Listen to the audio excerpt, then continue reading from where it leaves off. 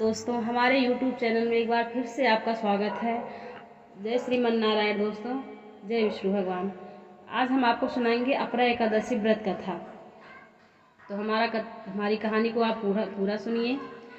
जय श्री कृष्ण। दोस्तों, जब पाप और अधर्म चारों ओर फैल गया तब भगवान विष्णु ने वामन अवतार लिया और केवल 3 पगों में ही संपूर्ण संसार को माप लिया। लेकिन क्या आप जानते हैं कि अपरा एकादशी का व्रत इसी वामन अवतार से जुड़ा हुआ है। यह एकादशी केवल उपवास नहीं बल्कि आत्मशुद्धि, मोक्ष और भगवान की कृपा प्राप्त करने का दिव्य साधन है। जो भक्त सच्चे मन से इस दिन व्रत करता है वह अपने जीवन के पापों से मुक्त हो जाता है और उसके घर में सुख, शांति, समृद्धि का वास होता है। आज की इस कथा में हम जानेंगे वामन भगवान की अद्भुत लीला और अपरा एकादशी की चमत्कारी महिमा। तो आइए दोस्तों, श्रद्धा और आस्था के साथ इस पावन कथा को सुनें और भगवान विष्णु की कृपा अपने जीवन में अनुभव करें। जय श्री कृष्ण। दोस्तों, युधिष्ठिर भगवान श्री कृष्ण से कहने लगे कि हे भगवान, ज्येष्ठ कृष्ण एकादशी का क्या नाम है तथा उसका महत्म क्या है, सो कृपा कर कहिए। भगवान श्री कृष्ण कहने लगे कि हे राजन, यह एकादशी अचला तथा अपरा 2 नामों से जानी जाती है। पुराणों के अनुसार ज्येष्ठ कृष्ण पक्ष की एकादशी अपरा एकादशी है क्योंकि यह अपार धन देने वाली है। जो मनुष्य इस व्रत को करते हैं वह संसार में प्रसिद्ध हो जाते हैं। जो फल तीनों पुष्कर में कार्तिक पूर्णिमा को स्नान करने से या गंगा तट पर पितरों को पिंडदान करने से प्राप्त होता है, वही अपरा एकादशी का व्रत करने से प्राप्त होता है।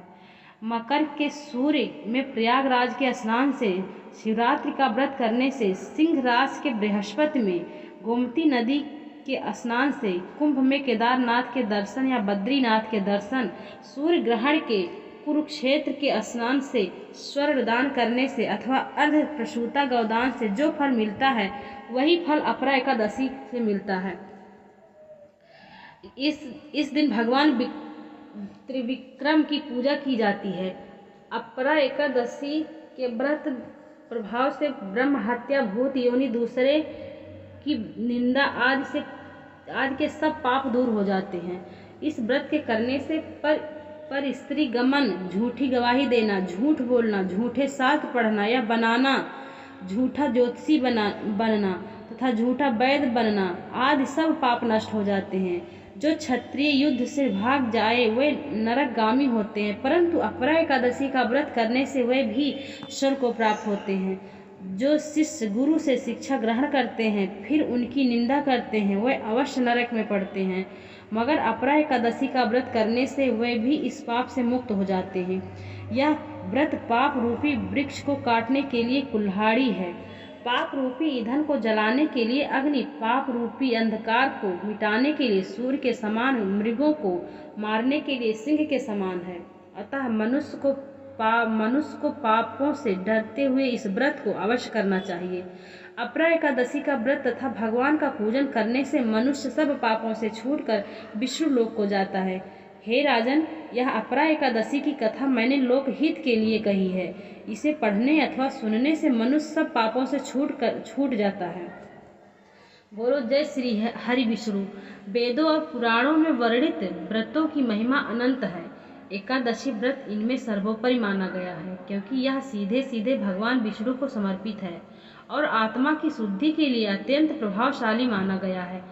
23 मई शुक्रवार के दिन ही अपरा एकादशी का व्रत रखा जाएगा। भगवान श्री कृष्ण ने आगे कहा, ज्येष्ठ कृष्ण पक्ष की इस अपरा एकादशी का महत्व पुराणों में विस्तार से बताया गया है। इस व्रत में भगवान त्रिविक्रम विष्णु जी की वामन रूप की पूजा की जाती है। यदि आप श्रद्धा से अपरा एकादशी का व्रत करें तो सभी पाप नष्ट हो जाते हैं। इस व्रत से जो पुण्य प्राप्त होता है वह अन्य कई तीर्थों और व्रतों से भी अधिक होता है। यह व्रत पाप रूपी वृक्ष को काटने के लिए कुल्हाड़ी के समान है, पाप रूपी अंधकार को दूर करने के लिए सूर्य के समान और पाप रूपी ईंधन को जलाने के लिए अग्नि के समान है। अतः मनुष्य को चाहिए कि वह इस व्रत को अवश्य करे और अपने जीवन को पवित्र बनाए। भक्तों, आज हम आपको भगवान विष्णु के वामन अवतार की कथा का भी श्रवण कराएंगे। अतः आपसे निवेदन है कि आप सभी कथाओं को अंत तक अवश्य सुनें। आगे श्री कृष्ण कहते हैं, पार्थ, मैं तुम्हें इस व्रत से संबंधित एक पौराणिक कथा सुनाता हूँ। प्राचीन काल में महिध्वज नामक एक धर्मात्मा राजा था। वह सत्यवादी, प्रजापालक और धार्मिक स्वभाव का था, लेकिन उसका छोटा भाई वज्रध्वज क्रूर, अधर्मी और अत्यंत ईर्ष्यालु था। वह अपने बड़े भाई से द्वेष रखता था और एक दिन उसने छल पूर्वक उसकी हत्या कर दी। राजा महिध्वज के शव को एक घने जंगल में एक पीपल के वृक्ष के नीचे गाड़ दिया।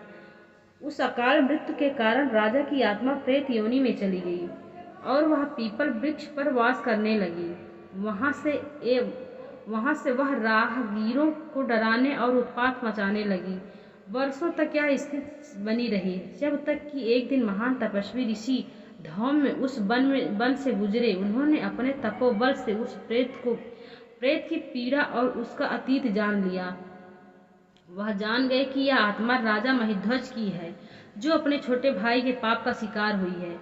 ऋषि धौम्य ने उस आत्मा से संवाद किया और उसे सांत्वना दी। उन्होंने उसे परलोक विद्या का उपदेश दिया और कहा, हे आत्मा, तू इस योनि से अभी मुक्त हो सकता है।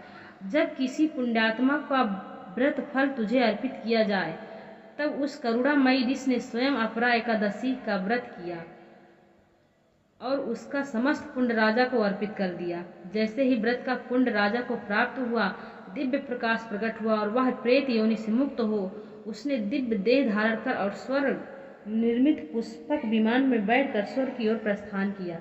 जाते जाते उसने ऋषि को धन्यवाद दिया और कहा, हे मुनिवर, आपने मुझे अधोगति से बचाया है। मैं सदैव आपका ऋणी रहूंगा।